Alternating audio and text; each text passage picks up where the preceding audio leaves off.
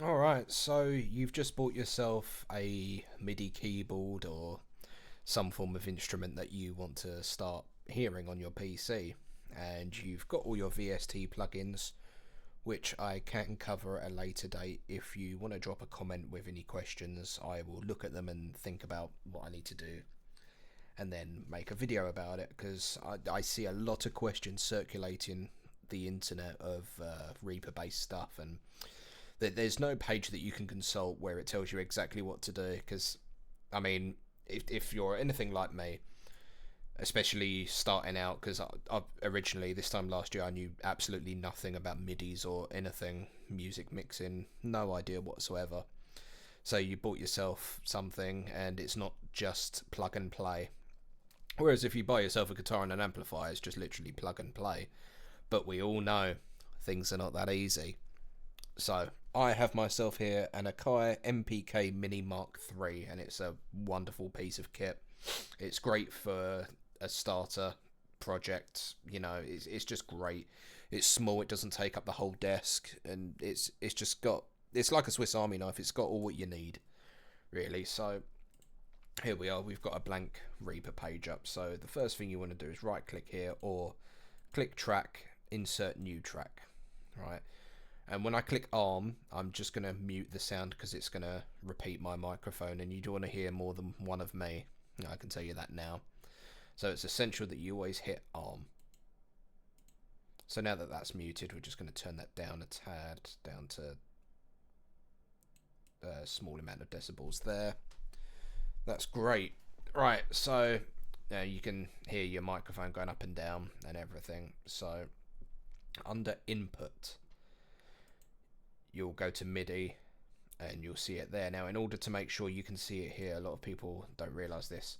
First of all, make sure it's just Reaper that's open, not the programs you are going to be using in Reaper. So you can easily have like Guitar Rig open or Contact 7 or 8 or below, and it will not appear in here, because I learned that not too long ago, funny enough.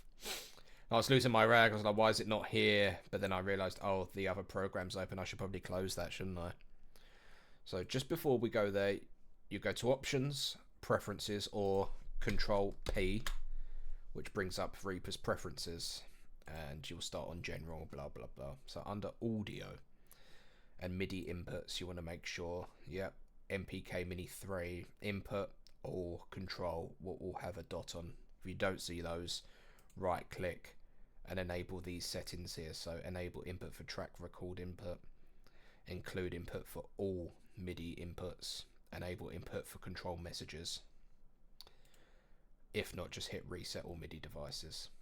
Then we go back down here under audio, MIDI outputs, and just ignore whatever that is, even I don't know what this is.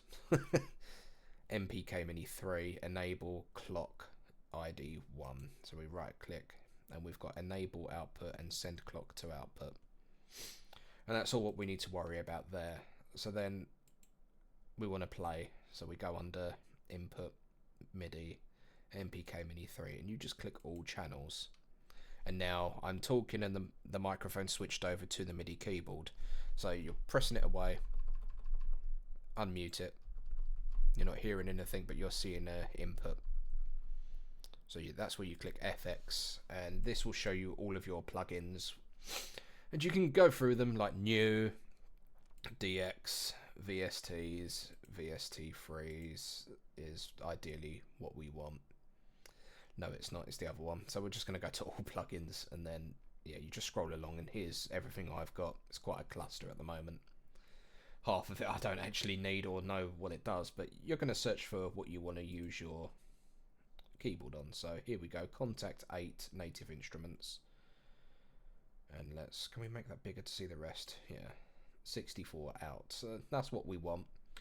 We don't want to use Guitar Rig because we haven't plugged in a guitar and not much will come out of that.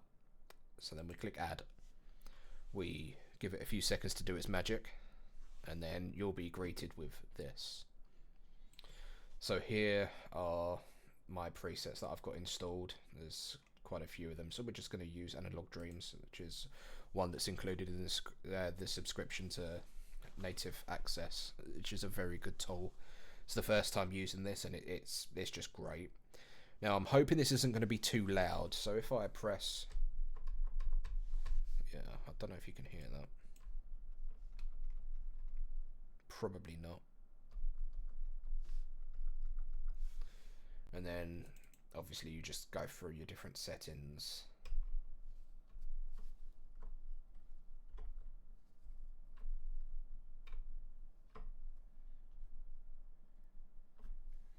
And that's pretty much all what you need to do.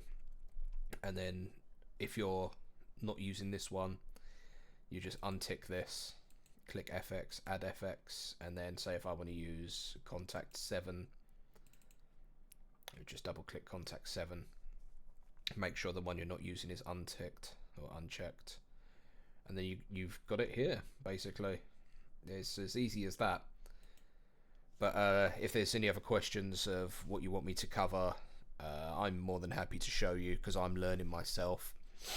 It's very intimidating when you open up Reaper for the first time and you're not sure what's going on. I mean, I just recently looked at, was it Pro Tools? And I just turned it off straight away because it was very intimidating.